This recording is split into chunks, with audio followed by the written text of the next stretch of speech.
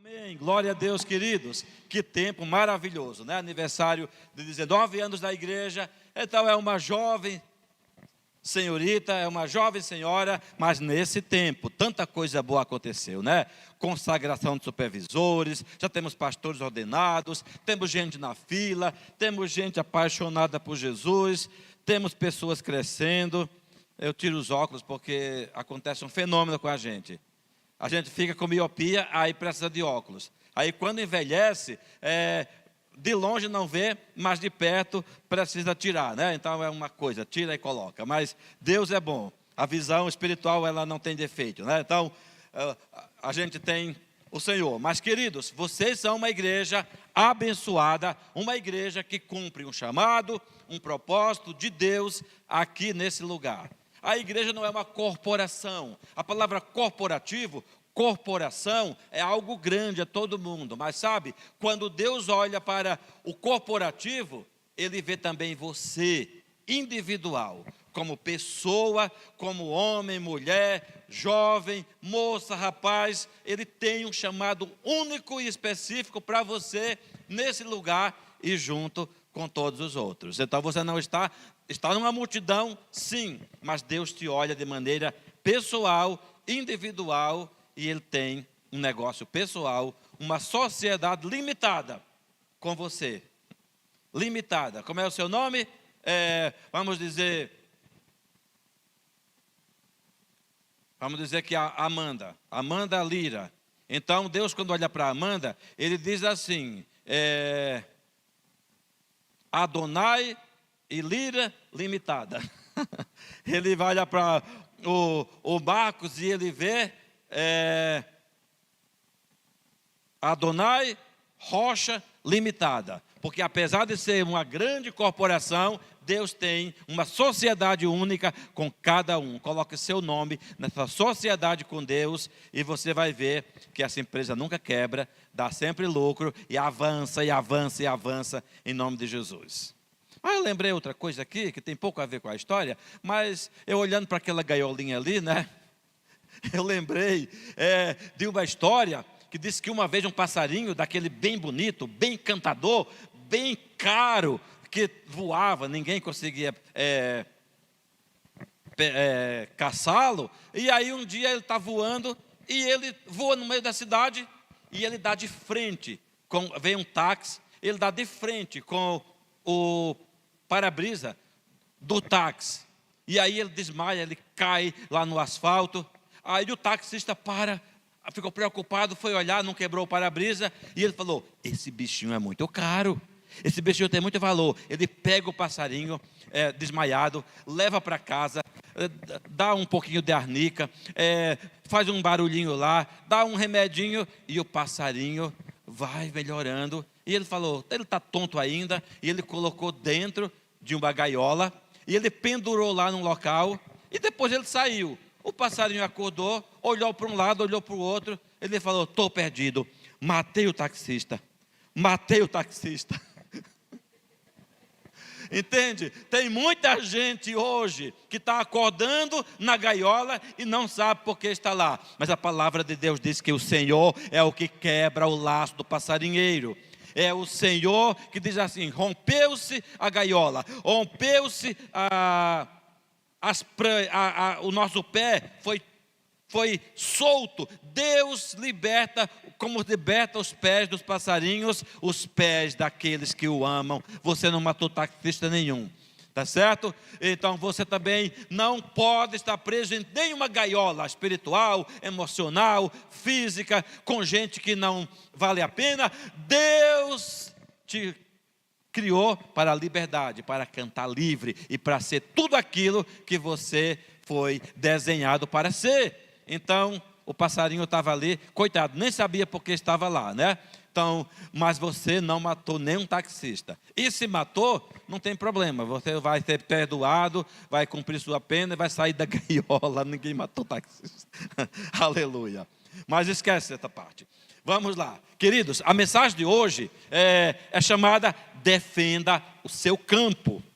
Proteja seu campo, ganhe a batalha e pegue a vitória. Sabe, o campo de batalha pode parecer pequeno demais às vezes. Imagina Alexandre, o grande da Macedônia, que fez aquelas guerras gigantescas. Imagine os guerreiros do passado, Davi. Imagine guerreiros como Gengis Khan, controverso, matou meio mundo da época. Disse que ele matou na época, parece que 20% da população mundial. Imagina, o Gengis Khan matou, dominando o mundo inteiro. Tem os mega guerreiros da Grécia. Quem assiste o Homem-Aranha, um homem sozinho consegue vencer os bandidos de uma cidade toda, pendurado nos prédios. Capitão América, Homem de Ferro, esses mega heróis que sozinho faz uma guerra inteira. E a gente olha, isso não é humano, isso é impossível copiar, sabe? Mas Deus escolheu você como herói para esse tempo. Sem teia de aranha, sem poderes especiais, super amendoim. Cada um deles depende de alguma coisa. Kryptonita, pega o sujeito lá, o super-homem, que nem é da Terra, né? Então, são coisas assim que anulam a nossa força e a nossa inteligência. Mas a tua inteligência e a tua força, não importa o tamanho que ela seja, é o que Deus precisa. É o que Deus precisa e não daqueles grandes heróis. Então, os heróis que Deus honra, nem sempre são aqueles que estão em evidência, que aparecem muito, mas são aqueles que, quando são delegados algo desse tamanho, que é essencial para o projeto de Deus, eles são fiéis naquilo para o que foram chamados. E quando são fiéis numa guerra pequena, supostamente pequena, no pouco, Deus coloca sobre o muito. Sabe, o campo de batalha, Deus escolhe cenários que nem sempre são aquelas coisas de filme, de Troia, entendeu? De 300 de Esparta. A gente fica, como isso é interessante, né? Mas Deus escolhe cenários pequenos, improváveis, que não caberiam num filme de Hollywood, né? Quando alguém decide ficar firme, onde muitos recuam, o ordinário se torna palco de livramentos e milagres extraordinários. Nem todas as vitórias da Bíblia aconteceram em cenários épicos, como eu disse. Algumas ocorreram em lugares aparentemente pequenos e simples. Em 2 Samuel, tem o relato, um relatório de como Davi e os seus homens fizeram as suas guerras. Davi começou vencendo, não um gigante, mas começou vencendo a solidão. Porque lá no meio do mato, cuidando de ovelhas, tocando harpa, aquilo era solitário, era um lugar solitário. Os irmãos no exército de Saul, e ele cuidando das ovelhas do pai. Aquilo era para ser feito por um servo, aquilo era para ser feito por um escravo, um criado da casa. Mas Davi foi gentilmente, amorosamente cuidar de poucas ovelhas, e Deus o colocou sobre todas as ovelhas da casa de Israel. Mas Davi não estava sozinho. Davi, pouco a pouco, quando fugiu de Saul, foi perseguido, foi para a caverna de Adulão, e ali Deus mandou os endividados, Deus mandou os doentes, Deus mandou os deprimidos, Deus mandou os excluídos, Deus mandou aqueles que não serviram para o exército de Saul. Então, gente no SPC, Serasa, no agiota, pendurado. Então, esse povo veio, e Davi se tornou chefe deles, e Davi discipulou, e Davi mentoreou, e Davi treinou, Davi acreditou neles. Davi entendeu que eles eram soldados feridos, que amados e tratados voltariam a ser generais, comandantes, coronéis, guerreiros de fibra. Então hoje é assim também. Você pode ser um Davi cuidando de soldados feridos, mas você pode ser um soldado ferido que precisa se colocar na mão do Senhor, na caverna de Adulão, e acreditar que a tua história não terminou, que você não pendurou as chuteiras, e que você é um instrumento de Deus para grandes batalhas e grandes vitórias, num tempo que se chama hoje, em Garaúns, no CCA, e onde mais Deus te mandar por aí, para a glória de Jesus. tá certo? Todo dia a gente vence batalhas. Antigamente a gente dizia que você tem que matar um leão todos os dias. Não dá para dizer isso hoje mais, né? Porque senão você vai ser pego pelo IBAMA, pelo Greenpeace, porque o negócio é, você não pode matar os leões. Então você tem que matar um bicho aí todos os dias, que eu não sei o que é, mas deixa o leão viver, né? Sabe, queridos?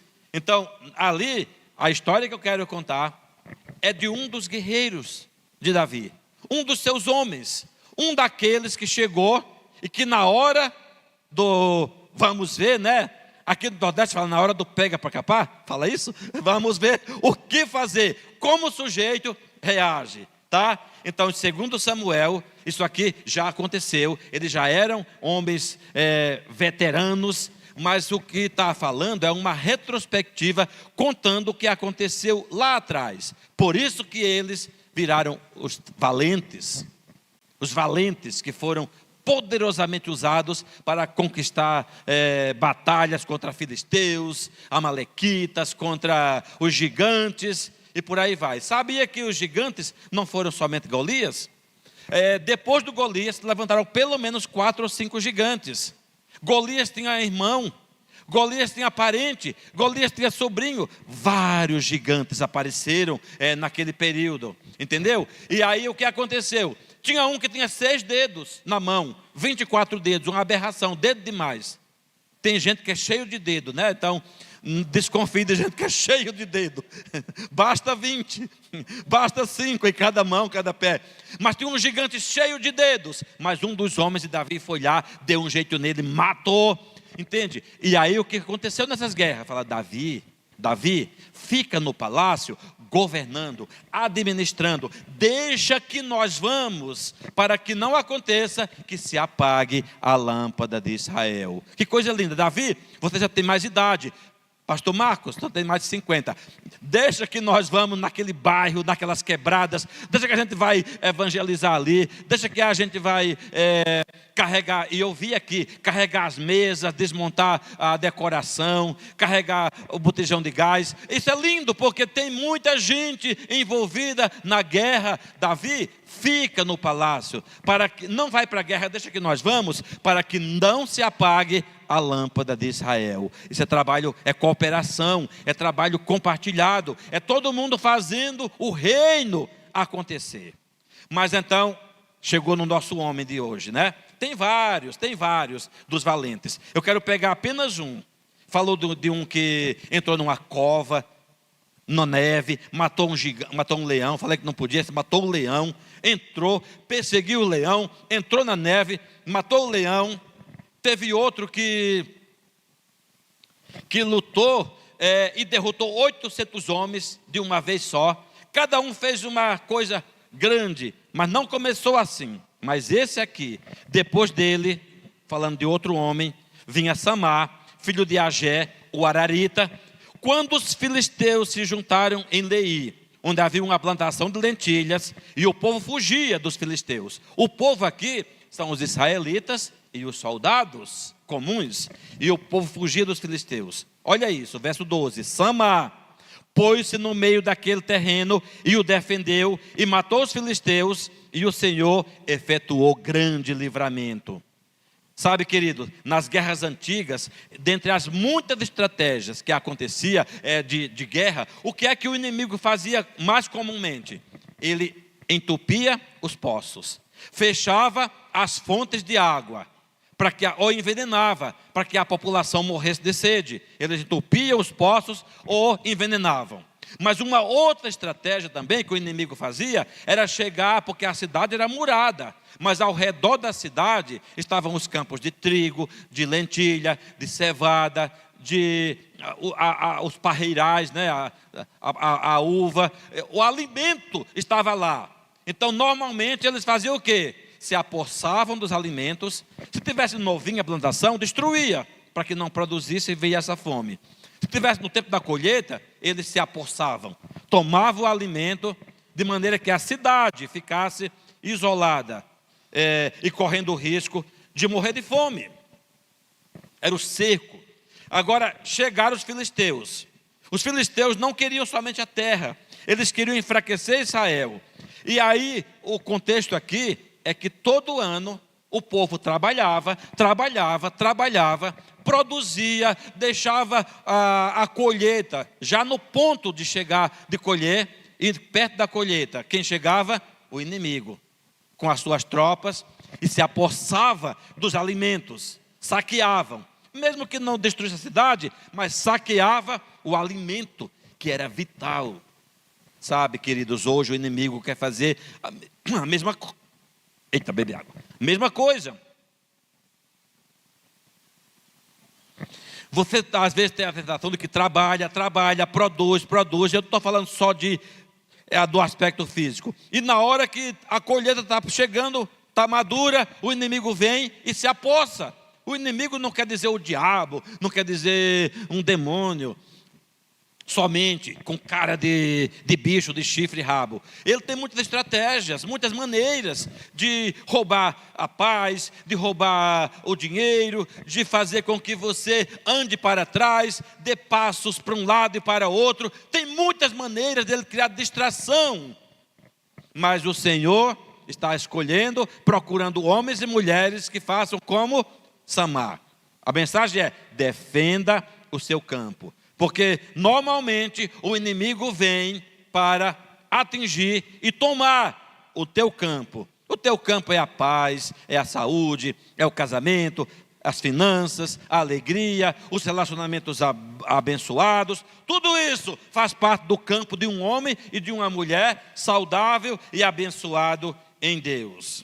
Samar entendeu o que muitos esquecem: o que parece pequeno para os homens, para Deus é muito importante. Foi nesse campo comum que aconteceu uma vitória muito grande. O campo é o local daqui, quando eu li, da lentilha. Não era trigo, não era um alimento muito caro, mas era lentilha. Lentilha é ervilha, tipo um feijão. Mas naquele momento era a única colheita que estava madura, era a única colheita que estava pronta. Era o que aquela cidadezinha chamada Lei tinha para consumir naquele momento. Era o alimento do momento. Então o que diz que aqui os soldados e o povo como fugiu. Mas Samar não. E você é do estilo, da estirpe, do naipe do Samar. Diga para o seu vizinho: você é do naipe do Samar. Aleluia. A primeira coisa, querido, que você vai encontrar nesse homem Samar e desse homem, nessa mulher que é você, é a coragem de permanecer firme.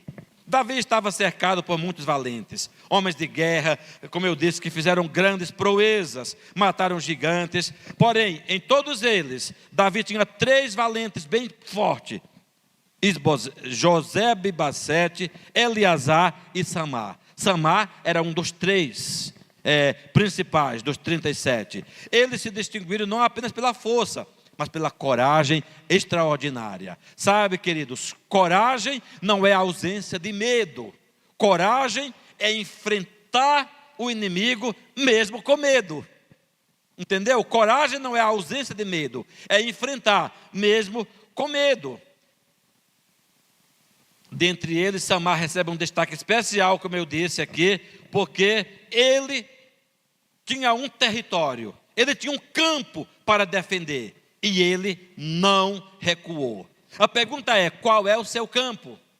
Qual é o campo que o inimigo está tentando invadir, tentando tomar, tentando saquear? Qual é o campo que Deus colocou diante de você, mesmo quando outros fogem? Aqui diz que alguns fugiram. Sabe, Samar é esse homem. O que impressiona Deus não é o tamanho do território, que define a grandeza da realização, mas sim a fidelidade em bater o pé e não recuar.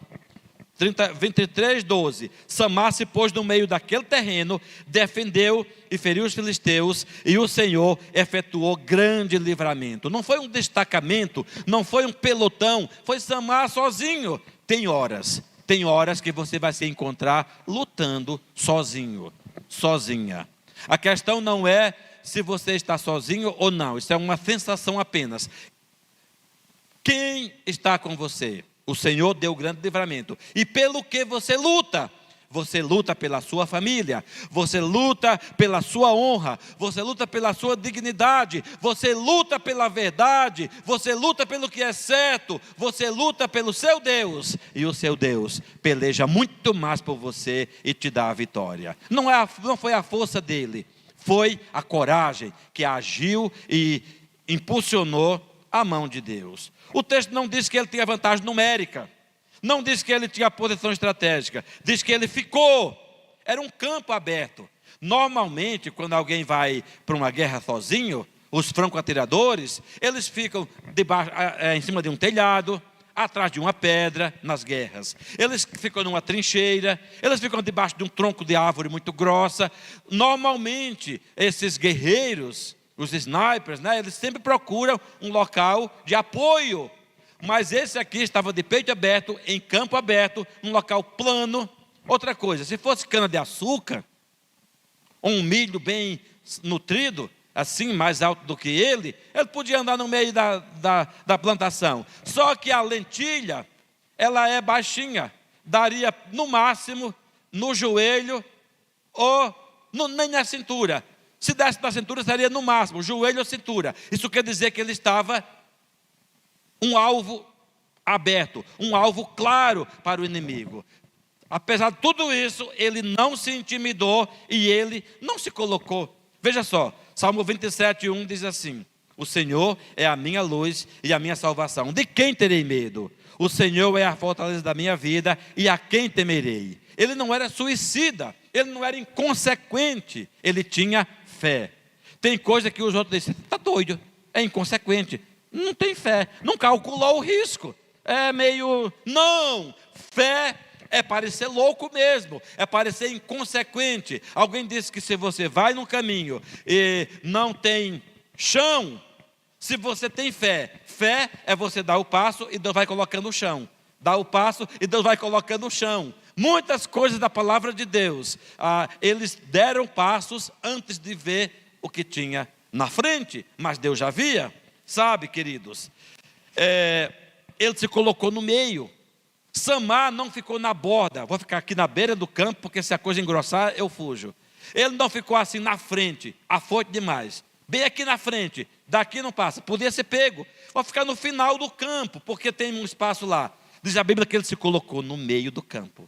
No meio, porque ele tinha controle para cá, equidistância, para cá e para cá. Mas era uma questão estratégica. Quando Deus te manda você fazer uma coisa, te dá um campo, não fique nas bordas, não fique na ponta, fique no meio, no meio, no meio. Isso é um coração, isso é coragem, é valentia. Sabe, hoje o campo pode ser o seu casamento, o campo hoje pode ser a sua fé num ambiente hostil, o campo pode ser a sua escola, pode ser o seu ambiente de trabalho. O campo pode ser qualquer ambiente onde existe medo, onde existe desgaste, onde existe ameaça e onde você é a pessoa que tem ligação com Deus. Não é o mais corajoso, é o mais doido. Às vezes não é o mais corajoso, é o mais doido. Eu fico e Deus gosta disso, né? Então não diz que ele era o mais corajoso, ele foi o mais obediente e alinhado com a visão de Deus e do reino que ele defendia. E também compaixão pelas pessoas que poderiam ser afetadas com a perda daquele campo e daquela comida. Martin Luther King Jr. diz o seguinte: o que me preocupa não é o grito dos maus, isso aqui é bem conhecido, mas o silêncio dos bons. Você é um bom que não se cala, e por isso mesmo, pelo teu grito, o inimigo foge. O inimigo foge muitas vezes, não é porque você é corajoso, é porque você grita mesmo. Às vezes é o grito. O pastor Ebe diz que às vezes, se um bicho chega na tua casa, um porco, ou um bicho forte, grande, o leão, por exemplo, na África, às vezes diz que o leão está lá, ele é o rei da selva, mas tem uma tribo lá que chega lá, se coloca na frente do leão. Ele sabe que ele é magrinho, que ele é mais fraco, e o leão ruge, e ele grita, ah! Ele faz uma cara bem feia, ele balança as mãos. E sabe o que acontece? O leão foge. Isso não é coragem, isso é loucura, é enfrentar com o que você consegue. Muitas vezes, se você apenas grita, Deus vai fazer do teu grito uma arma de vitória e derrota. Jericó fechada, os muros intransponíveis, e Deus mandou: rodeie, rodeie, rodeie, e no último dia, grite bem alto, e aí cai nos muros. Se não cair pelo arite, se não cair pelo outra coisa, cai pelo grito, porque até o grito Deus usa para ganhar a vitória poderosa. Aleluia. Sabe, querido, Samar se recusou a deixar que o medo coletivo decidisse o destino daquele campo. Aqui diz que um bocado fugiu, muita gente fugiu, transformando a sua permanência em um ato de resistência, onde outros escolheram o silêncio e a fuga. Samar escolheu ficar parado. Não sabemos o tanto que ele lutou.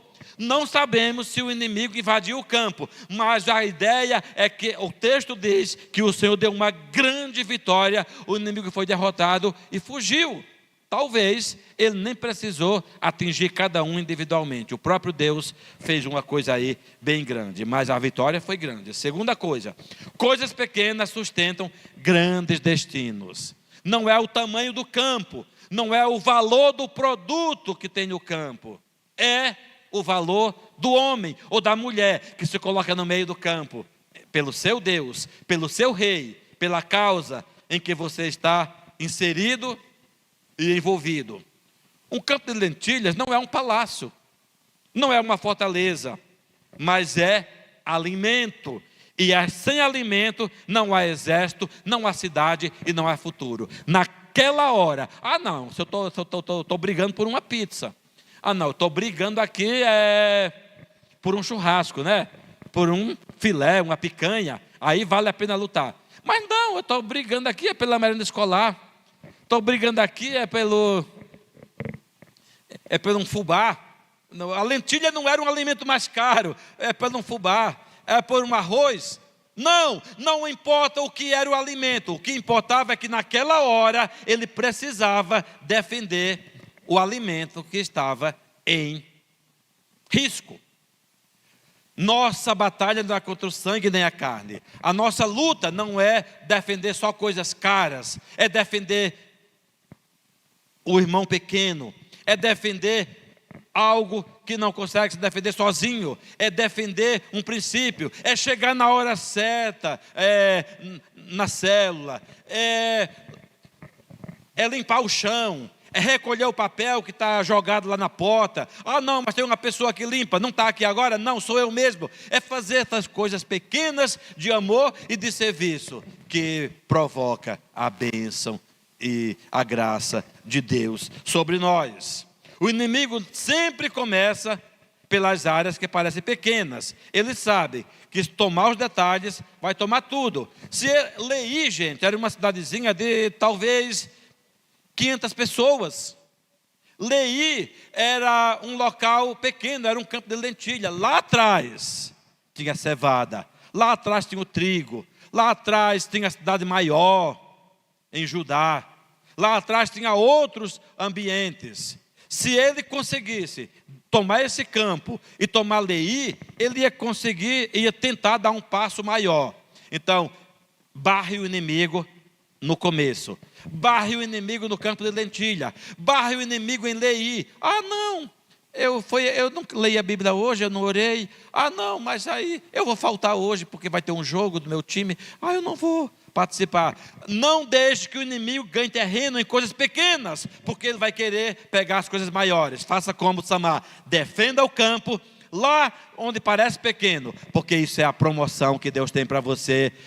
Viu que Samar era o terceiro, era um dos 3 ministros de Davi, um dos 3 comandantes maiores em todo o reino de Israel nos dias de Davi. Mas começou lutando num campo de lentilhas, lá na fronteira do país, em um local menor. É assim que Deus prova o naipe dos seus guerreiros. Cantares 2,15: apanha as raposinhas que devastam as vinhas, porque as nossas vinhas estão em flor.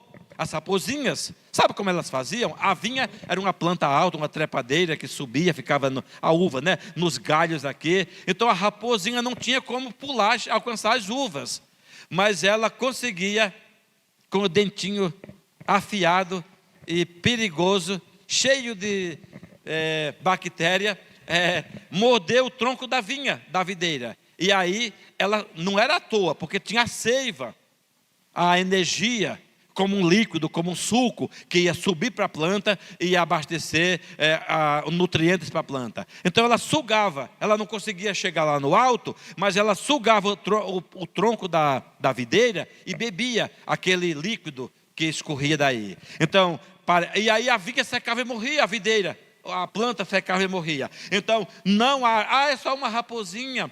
Não, é só uma raposinha tão bonitinho, parece o gato lá de casa. Não brinque com raposinha, porque elas causam grande estrago. É isso que o texto diz, né? São elas que estragam a vinha. As raposinhas hoje podem ser pequenas concessões, pequenas omissões, pequenas mentiras, pequenas negligências. Não tem problema, todo mundo faz. Não, mas você não é todo mundo. As mães diziam, né? Mamãe, todo mundo faz. Você não é todo mundo. Então Jesus também diz, você não é todo mundo. Você é um filho, é uma filha, você é um príncipe, você é uma princesa. Entende? Então, por isso mesmo que você foi escolhido e separado para esse nível de fé e de intimidade mais alta. Lucas 16:10. Quem é fiel no pouco, também é fiel no muito. Quem é injusto no pouco, também é injusto no muito. Então, esse homem foi fiel no pouco, e Deus o colocou sobre o muito, no terceiro posto mais alto do reino. Seu tempo com Deus pode parecer pequeno, mas é campo que sustenta a sua alma. Seu compromisso com a verdade, para falar a verdade, pode parecer pequeno, discreto, mas é o campo que sustenta o seu caráter. Seu cuidado com os seus filhos, com a sua casa, pode parecer rotineiro, mas é o que garante uma geração saudável, a próxima geração fiel a Deus. Sabe, a Madre Teresa de Calcutá disse o seguinte: não podemos fazer grandes coisas na terra, apenas pequenas coisas com grande amor. Só que muitas pequenas coisas com grande amor, elas se tornam uma grande coisa na mão do Senhor. As abelhas, queridos, na vida inteira delas, uma abelha vive apenas uns 50 e poucos dias. Ela produz mel, sabe o tanto? Uma abelha trabalha dia e noite, e ela produz o mel que daria uma colher de chá. Mas aquilo é o trabalho de toda uma vida. E quem consome mel, só que numa colmeia, que dá 10, 15 litros de mel, é o trabalho de muitas abelhas, trabalhando, produzindo, trabalhando e produzindo, para que a rainha e nós sejamos alimentados. Uma pequena abelha, um insetinho daquele, a biologia diz que ela é improvável. Pelo tamanho da abelha, aquela asinha dela, a biologia, a genética, a ciência diz que seria impossível, natural, uma abelha voar. Aquele corpo com aquelas asas não tem igual no mundo animal e na biologia, porque não dá certo, não era para dar certo. Uma abelha não poderia voar com aquelas asinhas que ela tem e com aquele tamanho de corpo. Mas sabe por que ela voa? Porque ela não escuta conversa dos outros. Sabe por que ela voa? Porque ela não dá atenção para quem diz: tu não pode. Que isso? Ela não dá ouvido, a abelha é surda para esse tipo de comentário. E ela vai, e ela voa, e ela coleta o mel, e ela produz. Os cientistas dizem que se tirassem as abelhas do mundo, acabassem as abelhas, em menos de 20 anos, se acabava tudo, inclusive nós. Porque não ia ter polinização das plantas. O que as abelhas fazem no mundo, se elas deixarem de existir, tão pequenas, o mundo pode entrar em colapso em pouco tempo. Porque elas são essenciais. Então, querido, se você é uma abelha, seja uma abelha. Seja uma abelha, não ferroe, porque na hora que ela ferroa, ela morre. Então, ela se vingou de alguém. Mas a abelha, quando ferra alguém, ela morre.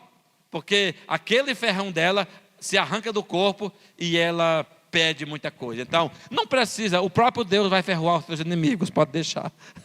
Pode deixar, faça mel, e o Senhor vai te honrar. Igual Samar, não tem que ser um bicho de 100 quilos para produzir tanto, né? A pequena abelha é essencial na mão do seu Deus. Então, não podemos fazer grandes coisas da terra, apenas pequenas coisas com grande amor. É o que elas fazem, é o que nós fazemos, mas muitas pequenas coisas com grande amor dão grandes e poderosos resultados. Samar defendeu uma pequena coisa com grande convicção, e isso mudou a história. Isso quer dizer que hoje, valorizar e proteger pequenas áreas de fé, de família, de oração, de adoração, caráter, com a mesma seriedade de grandes decisões. Quando somos fiéis naquilo que parece simples, Deus aumenta tudo em grande honra, bênção e resultados. Terceira coisa, quando agimos, Deus traz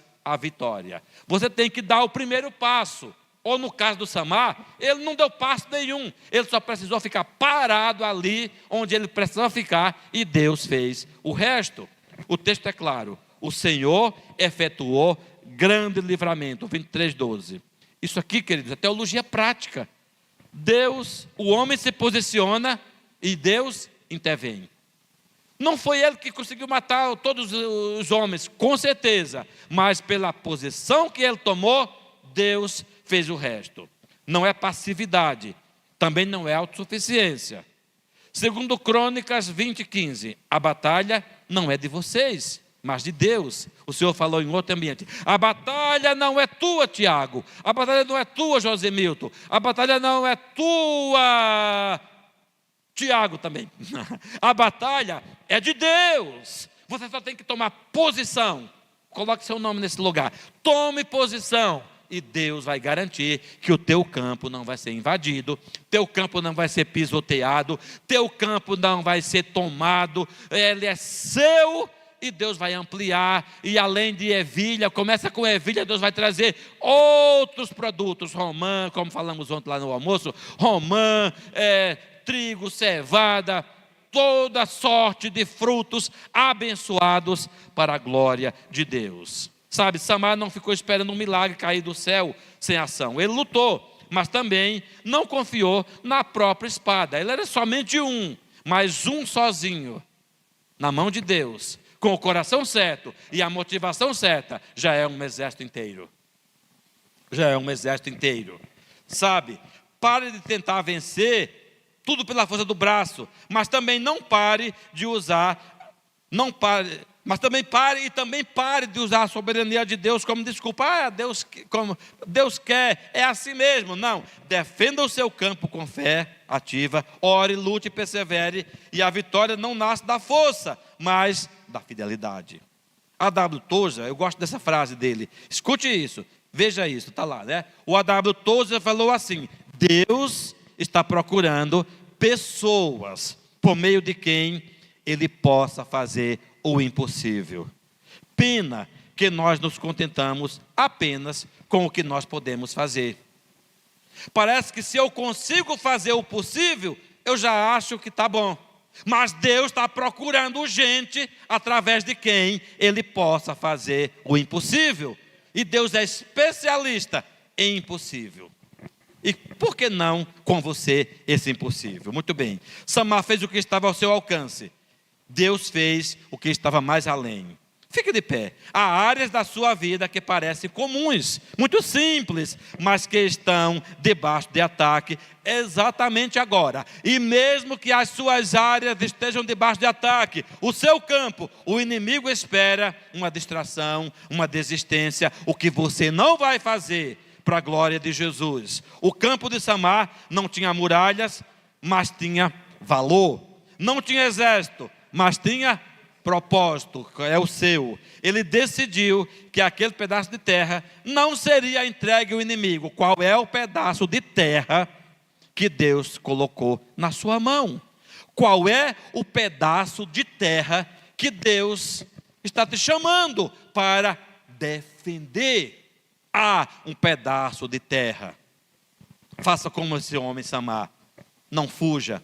Não fique das bordas, não fique lá atrás, não fique da frente demais, muito afoito. Fique no meio do campo E o resto é com Deus. E o resto é com Deus. Aleluia. Nós vamos orar agora. Vamos pedir ao Senhor que visite a nossa terra. Vou pedir que a Cleia suba aqui. Nós vamos orar por você. Vamos declarar sobre a sua família, sobre a sua casa, sobre o seu trabalho, sobre a tua coragem, essa fé de Samar, a atitude de Samar. Defenda o seu campo, porque na verdade ele só precisou ficar no meio do campo. Quem defendeu mesmo foi o Senhor.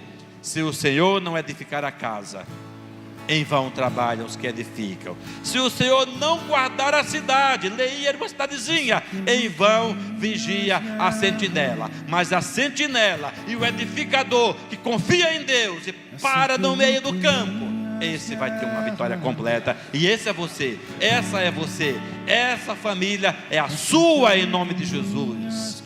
Aleluia. Diga: Senhor, a minha casa é tua, o meu campo é teu. Oh Deus, o meu braço é teu, Senhor, a minha espada é tua.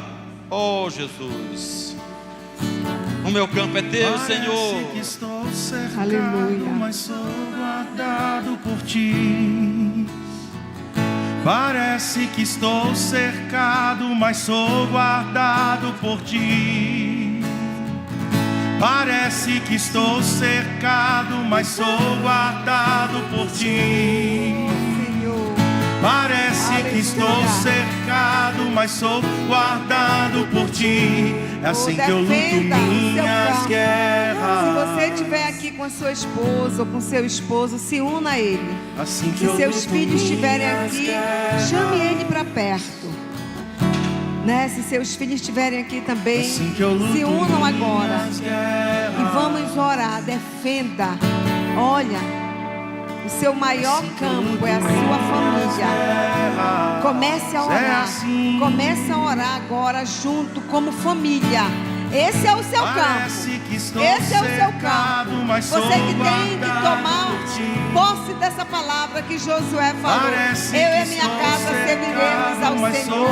Nenhum gigante vai destruir a minha casa, porque esse é o meu campo.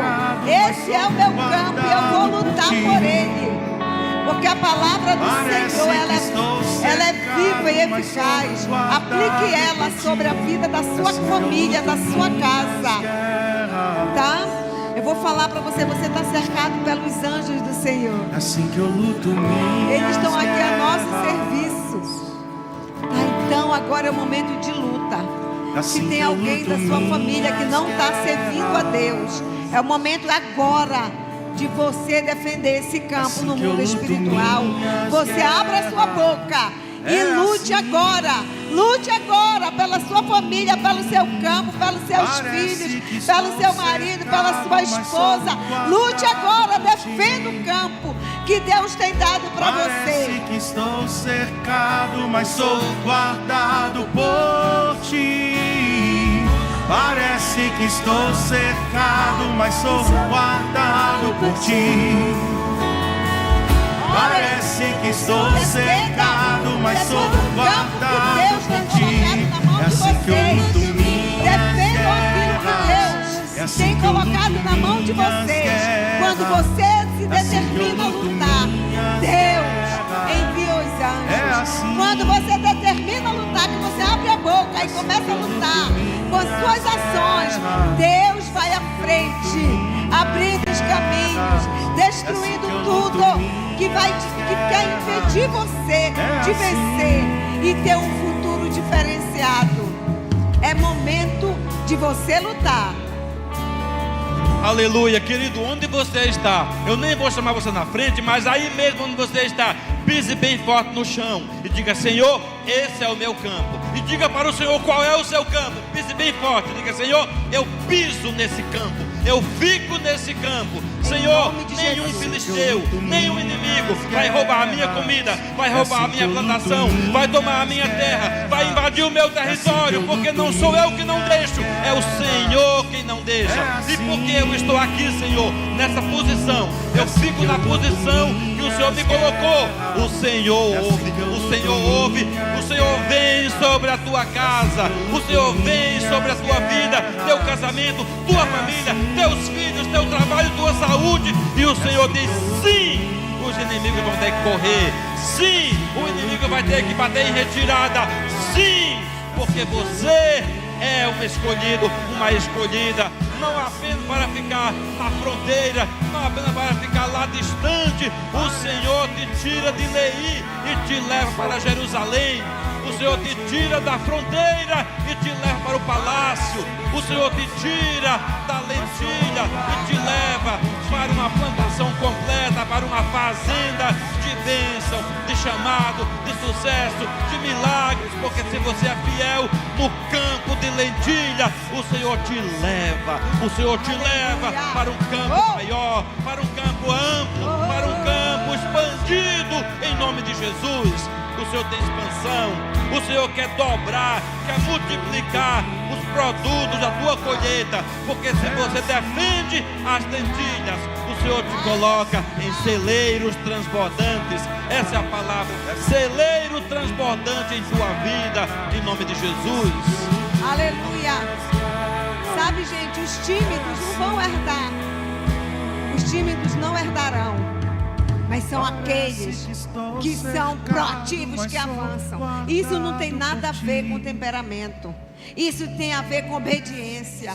Abra sua boca, fale, tome a frente da batalha. Não se intimide. Oh, Senhor.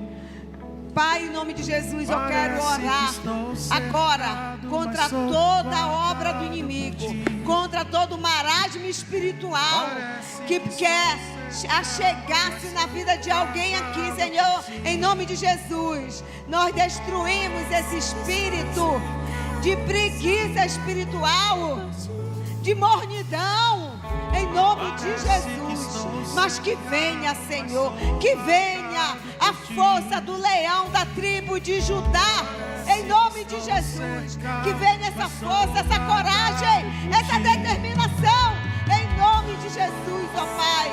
Oh, porque Deus não nos deu espírito de covardia. Por quê? Porque não tem lugar para covarde no reino de Deus. Mas eles têm nos dado espírito de poder, de amor e de equilíbrio. É esse o espírito que Deus tem nos dado. Tome posse e comece a falar. Eu tenho a força do leão da tribo de Judá. Eu tenho a força do leão da tribo de Judá. Eu vou lutar pelo meu campo. Eu tenho a força do leão da tribo de Judá. Aleluia, tem alguém aqui que eu tenho certeza, Deus me mostrou alguém pensando aqui e falando: Senhor, mas o meu campo nem tem fruto, o meu campo não tem plantação, o meu campo não tem nada maduro. O Senhor diz: se tiver uma terra, se tiver somente a terra, defende a terra, porque Deus vai trazer semente, Deus vai trazer semente, aleluia, vai trazer água, vai trazer adubo, aleluia, crescimento. Defenda que seja só a terra, porque Deus vai fazer um crescimento poderoso na tua terra, em nome de Jesus, em nome de Jesus, aleluia. Gente, é o seguinte, eu vou contar de 1 a 3, quando eu falar 3, todos nós vamos rugir como leões. Eu não tenho vergonha, não tenha vergonha não, seja sem vergonha para Jesus. Vamos rugir, vamos fazer barulho no mundo espiritual, vamos colocar os demônios para correr. Amém? Amém? Tome posse, leões de Jesus. Tome posse, leão de Jesus. Amém? Então vamos lá, vamos fazer barulho. Mas Deus não é surdo. Sim, mas nós precisamos de atos de fé para que rompa o mundo espiritual a favor da nossa vida. Não é Deus, sou eu que preciso. Amém? Então vamos lá. Eu vou contar de 1 a 3. Todo mundo vai rugir aqui com toda a força. Não é miar, é rugir. É assim. Não é miau. Ai. É